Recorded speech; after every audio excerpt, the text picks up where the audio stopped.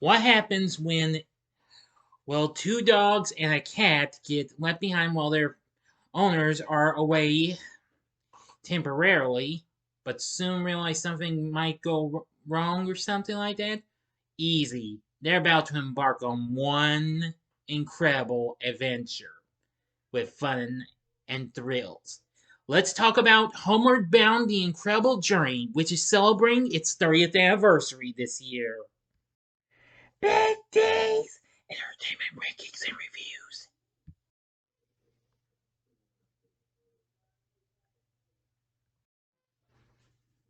So, greetings, my fellow YouTubers, and welcome to Big D's Entertainment Rankings and Reviews. My name is Dual, better known to you as the Big D, and this time around I bring to you a review of the 1993 adventure comedy flick Homeward Bound, The Incredible Journey, released by Disney, directed by Dwayne Dunham, with screenplay by Caroline Thompson, Linda Wolverton, and Jonathan Roberts, who went uncredited,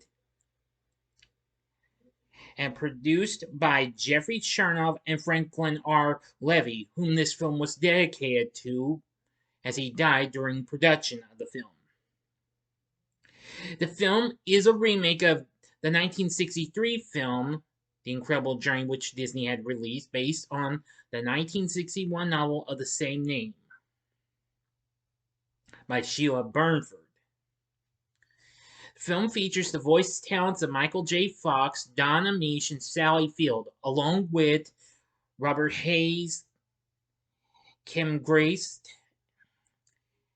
Gene Smart, and there's many others. Anyway, the film was released on this day, February 3rd, 1993, which henceforth, this year's the film's 30th anniversary. Now, I know I haven't reviewed The Incredible Journey, the original, but I'll do that later on in the future. Anyway, let's get this show on the road.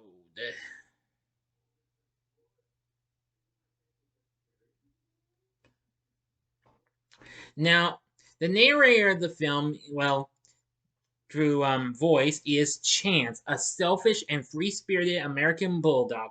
He explains that he is the pet of a young boy named Jimmy Burnford, but expresses no interest in his owner or being part of a family.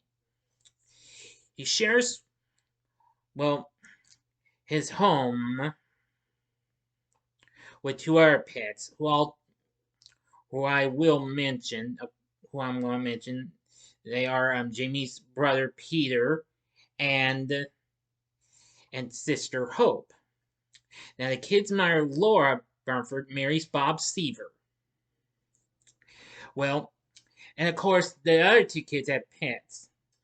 Now, Hope owns Sassy, a pampered Himalayan cat.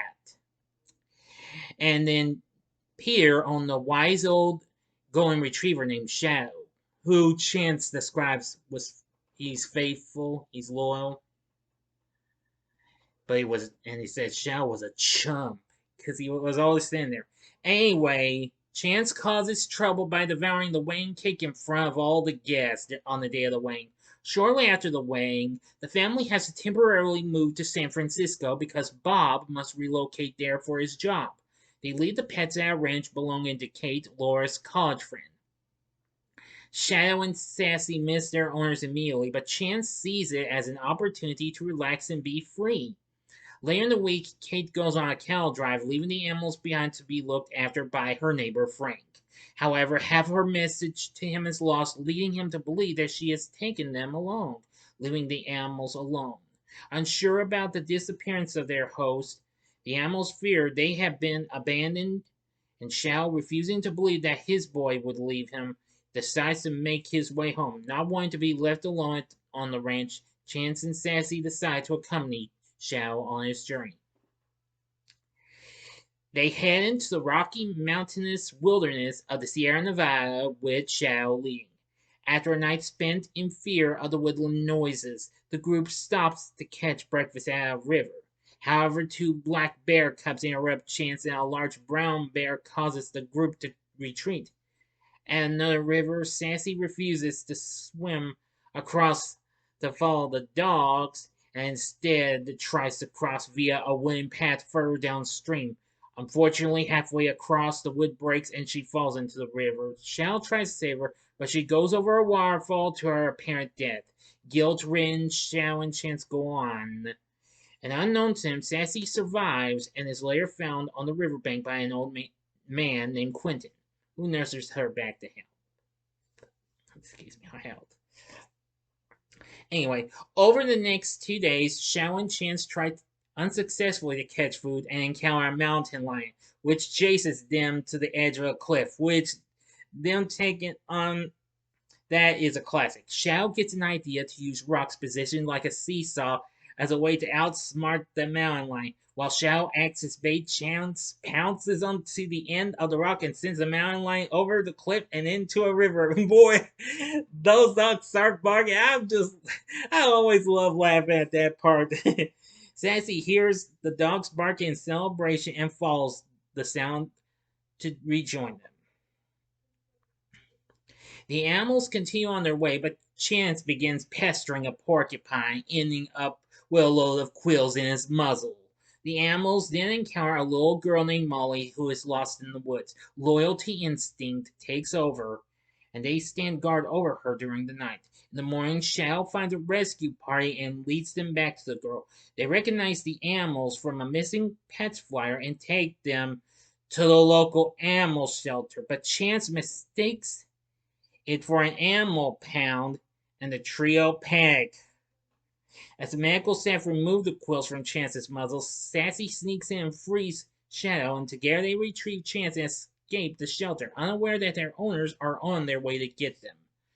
Okay, now for the ending. As always, you know the procedure. You have 5 seconds to stop this video. Go to the description box below and fast forward to the time below. If you've seen the movie already, please continue.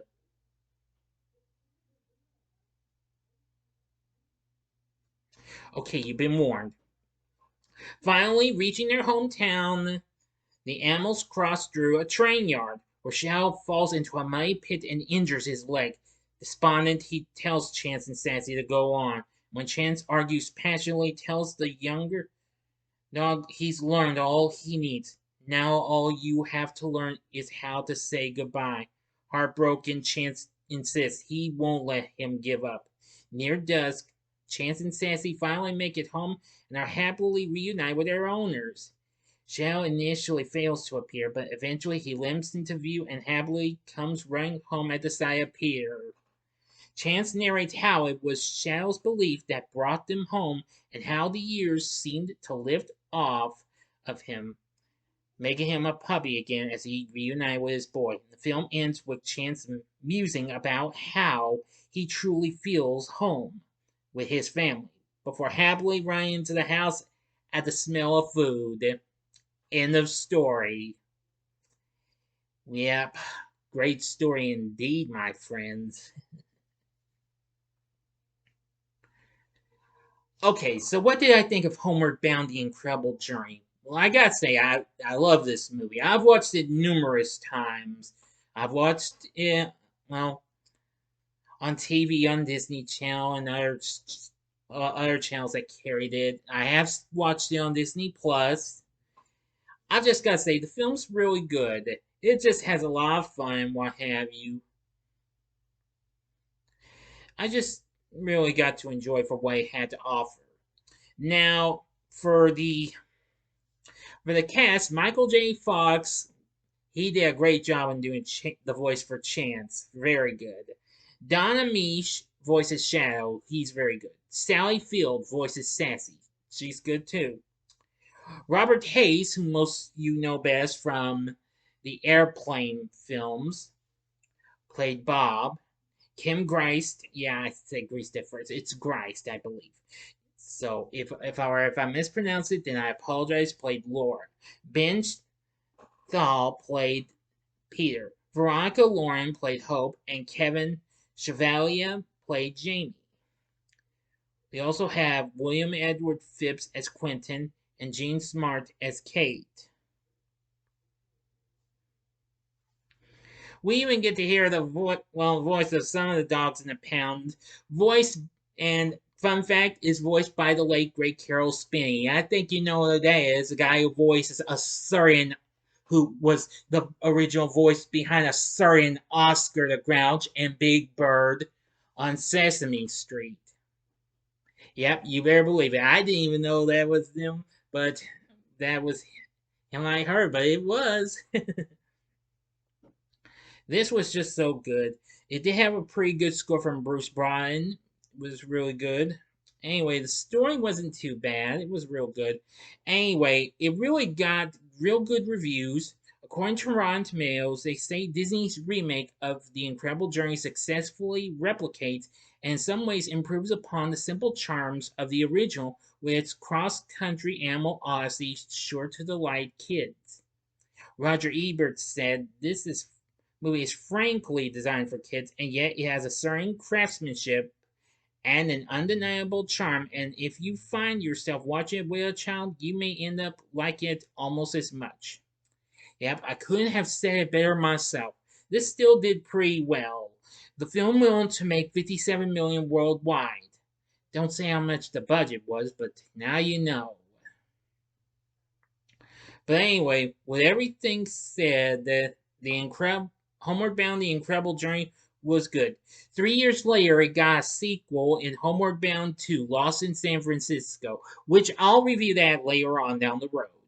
So overall, with everything I've said about this, with a good cast, 3 great actors doing voice acting work, and a pretty good score and what have you, would I recommend Homeward Bound: The Incredible Journey?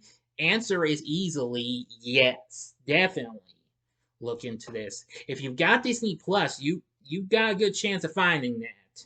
You can find the sequel as well as the original, which again, those will be reviewed later on.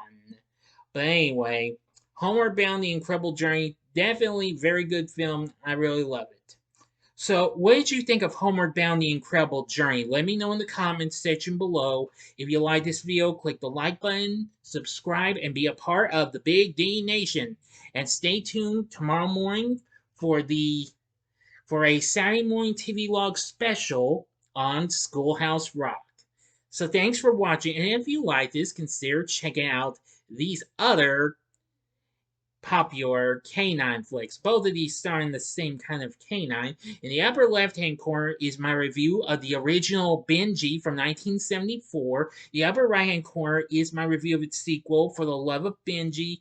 Or if you would like another fun dog flick, well, for which the dog is leaving its own wants to leave its owner and go to the original owner, go to the bottom left-hand corner and see my review of the second Peanuts film, Snoopy Come Home. And the bottom right-hand corner is the button you can click to subscribe if you like rankings and reviews on movies, TV, music, video games, etc. Then I'm your guy. Thanks for watching. Until next time, I'm the Big D saying see ya.